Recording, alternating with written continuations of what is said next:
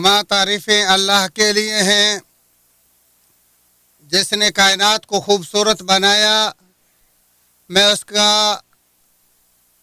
کا حمد و شکر بجا لاتا ہوں نعمتوں پر، اور میں گواہی دیتا ہوں کہ اللہ وحدہ لا شریک کے علاوہ کوئی سچا معبود نہیں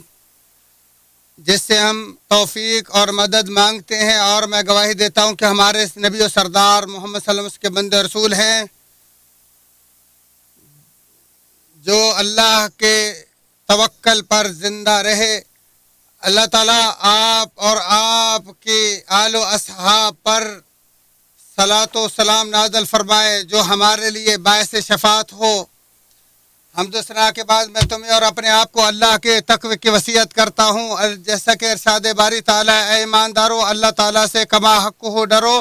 اور دیکھو مرتے دم تک مسلمان ہی رہنا۔ اللہ تعالیٰ نے اس دنیا جہان کو اپنی نرالا کاریگری سے مزین فرمایا اور اس میں حسن و جمال کے تمام مقاصد اور خوبیاں مدیت فرمائی۔ ارشاد باری تعالیٰ ہے، اللہ تعالیٰ وہ ذات ہے جس نے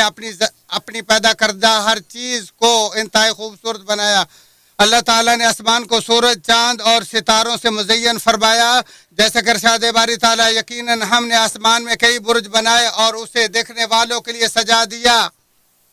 اور زمین کو پہاڑوں، پیڑ پودوں، نہروں اور پھولوں سے سجا کر اس کی تعریف کرتے ہوئے فرمایا، روئے زمین پر جو کچھ بھی ہے بلا شبہ ہم نے اسے اس کی زینت کا باعث بنایا ہے تاکہ ہم انہیں آزما لیں کہ ان میں سے کون سے سب سے زیادہ نیک اعمال کرنے والے ہیں۔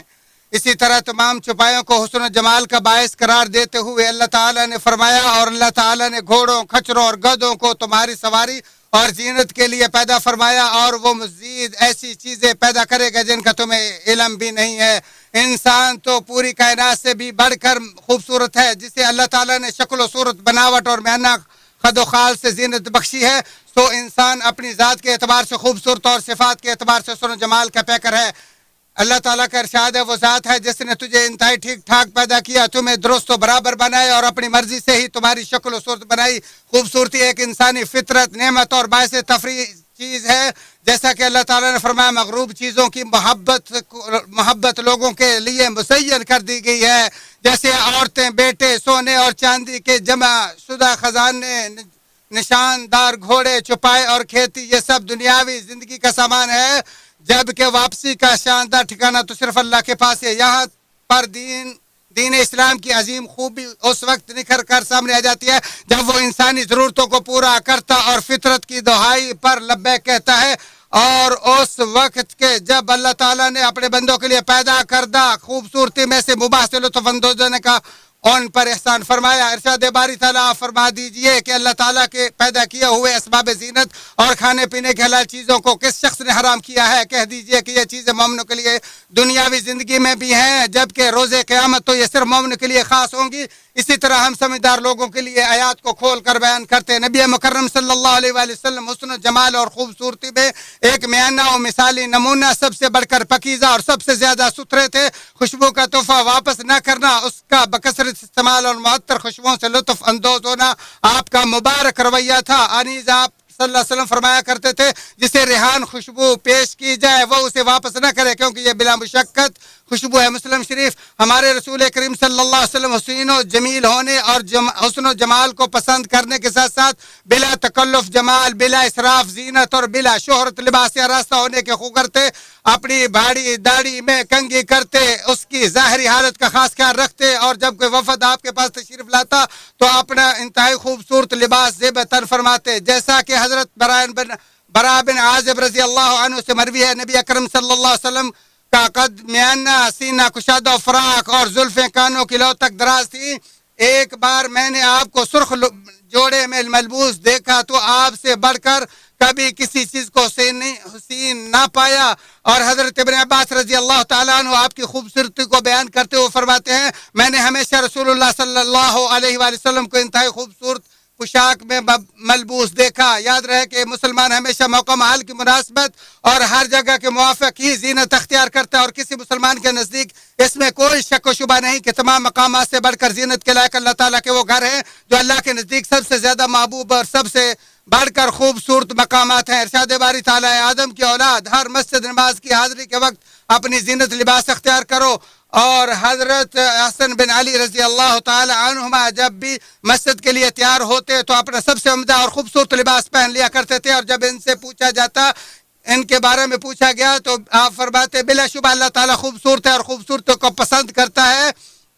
اور میں اپنے رب کے لیے اس لیے بھی زینت اختیار کرتا ہوں کیونکہ وہ فرماتے ہیں ہر مسجد کی حاضری کے وقت اپنی زینت اختیار کر لو،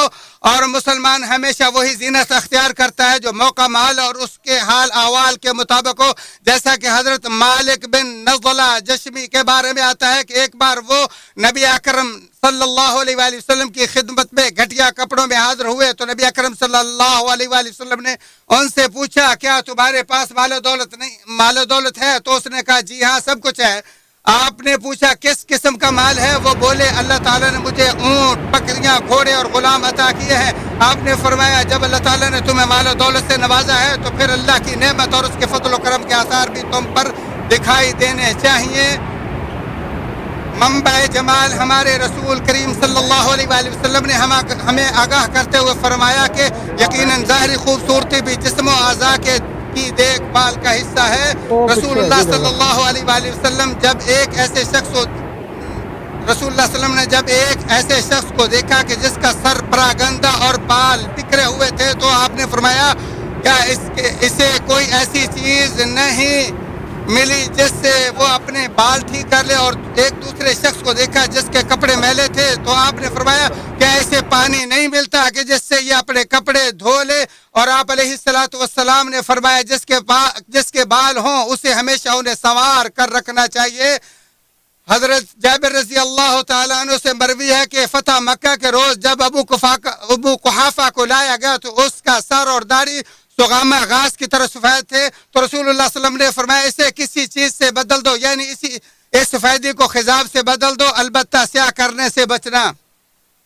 ازدواجی زندگی کے سلسلے کی مضبوطی اور زوجین کی باہمی تعلقات کی پائیداری میں خوبصورتی کے بہت بڑے اثر و رسوخ کی وجہ سے اس کا فیملی میں بہت واضح حق اور وافر حصہ ہے۔ ارشاد باری تعالیٰ ہے اور عورتوں کے بھی ویسے ہی حق ہیں جیسے ان پر مردوں کے ہیں، اچھائی کے ساتھ۔ حتیٰ کہ ابن عباس رضی اللہ تعالی عنہما اس کی تفسیر میں فرماتے ہیں میں عورت کے لیے اسی طرح خوبصورت بنتا ہوں جس طرح میں چاہتا ہوں کہ وہ میرے لیے خوبصورت بنے۔ اسلام نے خوبصورتی کے مفہوم پر غالب آلودگیوں کو دور کرتے ہوئے اسے